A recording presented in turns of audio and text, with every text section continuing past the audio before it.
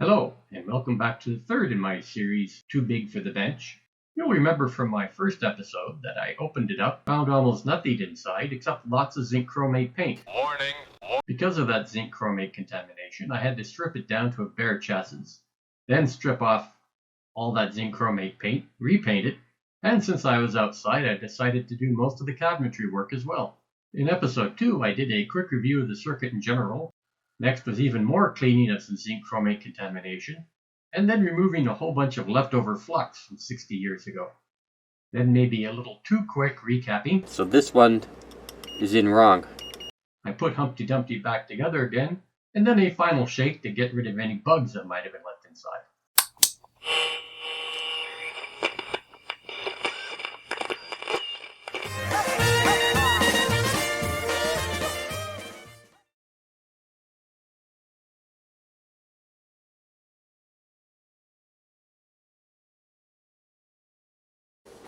So I was just doing a recheck to make sure I did everything. And you know what? Zoom in here. I forgot to solder these two in. Oh well. That's why you do double checks and triple checks and triple double checks. Ugh.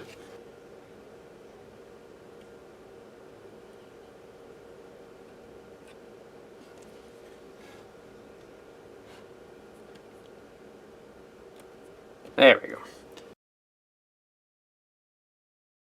Okay, so I've learned my lesson over the past few years. When you take something completely apart, before you start putting full power on, you go through and make sure you got everything hooked up correctly. Now, I've gone through a couple of times against my papers in this book and some photographs I took, and I think I got it fairly well done. But now what I'm going to do is actually go through systematically. As you can see, I got a chart of tests to do here, and check a voltage pass through each one. Now to accomplish that, all I've done is I hooked up a signal generator over here with 1000 kHz sine wave.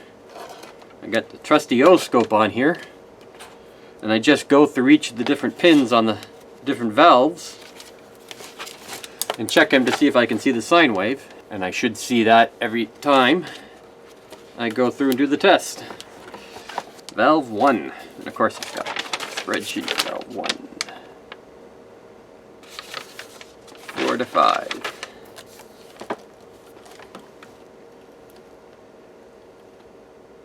One, two, three, 4. Okay, good. To 5. Good. Now I can't get at valve 2, unfortunately, but I have a round for that. Check that next. Valve 3, which is easily accessible. 1, 2, 3, 4. There, okay, good. Good. 1, 2, 3, 4. Good. Good. Alright. And of course I can't get at this valve here, but I do have a solution for that. So when I flip it over, you can see these valves here. I've got, hard to see there, you've got able to connect down here, so I've just got to go to valve 1, 2, 3, 4, there, or is it there? Oop, I think I lost my signal. Bobby disconnected. This thing disconnects really easy. There, okay.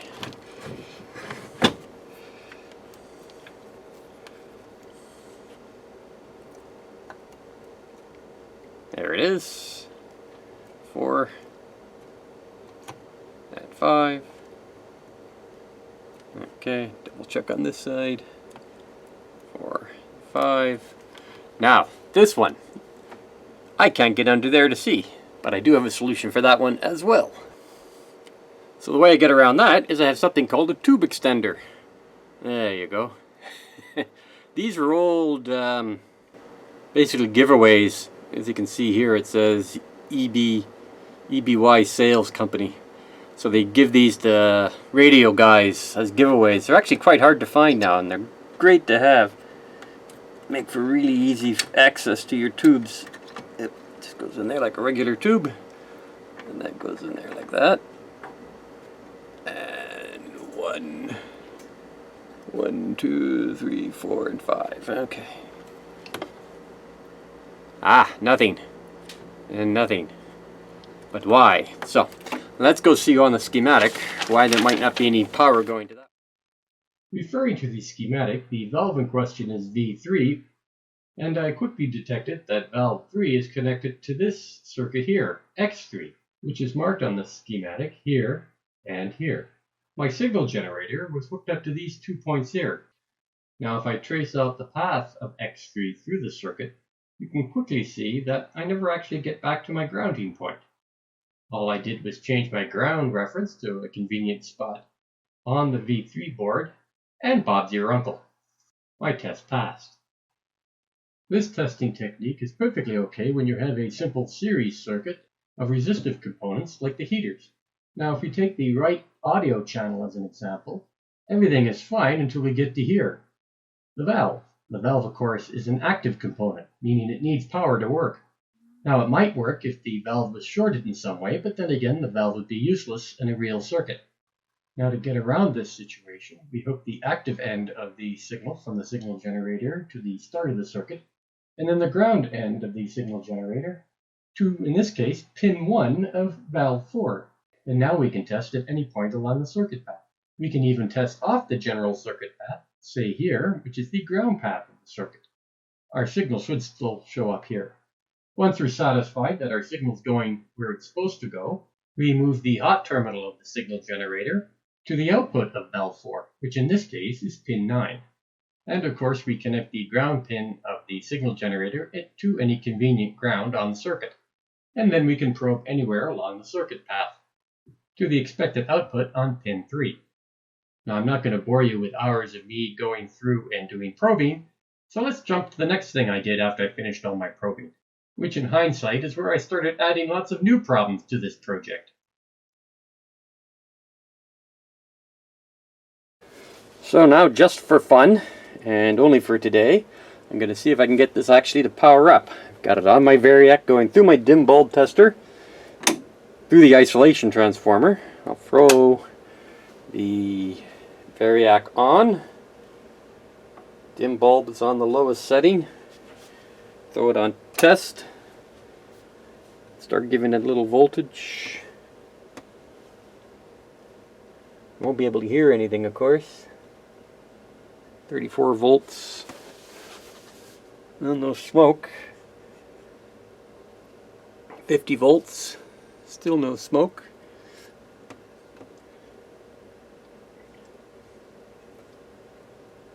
$62 volts. 75. No porch. Okay. Oh, there we go. No, don't say that. Peanut No. butter sandwiches.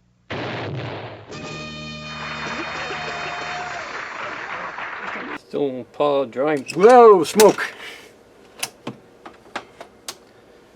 Whoa, something went wrong. Burnt something out. Oh well. Wonder what that was. A few moments later. Oh well. I think I killed it completely. Looks like I burnt out the one of the pots. I'm not sure why that would die over there. Oh well. I'll have to very carefully try her up again. Didn't get any power to the anywhere. So that could be a capacitor in backwards somewhere, which I doubt, because I didn't have that many caps. Oh dear, dear, dear, dear, dear. Oh well. Gotta love it when you release the magic smoke. It's part of the game. Well, I found the offending piece. I blew this resistor right there. So somehow there's high voltage get in there. I have to recheck and see if I put this on the right way around. That would screw it up. Anyway. Oh well. Live and learn. Oh dear. This is quickly becoming one of those projects. Oh, despite the blowing out the resistor up here. There it is, right there. Which I still haven't figured out what it is. I was taking the tubes out, then put the chassis down for a moment after I got the tubes out, but I didn't put it down too evenly. And then I was upstairs doing something. I came back down, unfortunately tapped my chair into the chassis, and it fell down, and I cracked the chassis. I dropped it, basically. The nightmare of any service tech. So God knows what I did. I know I broke a couple traces here. So I'm gonna take her apart. At least I have to take this plate off now. I didn't want to do that. It's gonna screw up the alignment, methinks. Actually, yeah, no, the alignment's over here. Might screw up the alignment. That's basically tubes in there. Anyway, we'll take that off and see what I have to do, and then assess the damage afterwards. Looks like I'm going to be converting this to point to point. Anyway, let's see what we get. The only fortunate thing was that I only damaged one of the boards, and didn't break the two tubes that were still in their socket.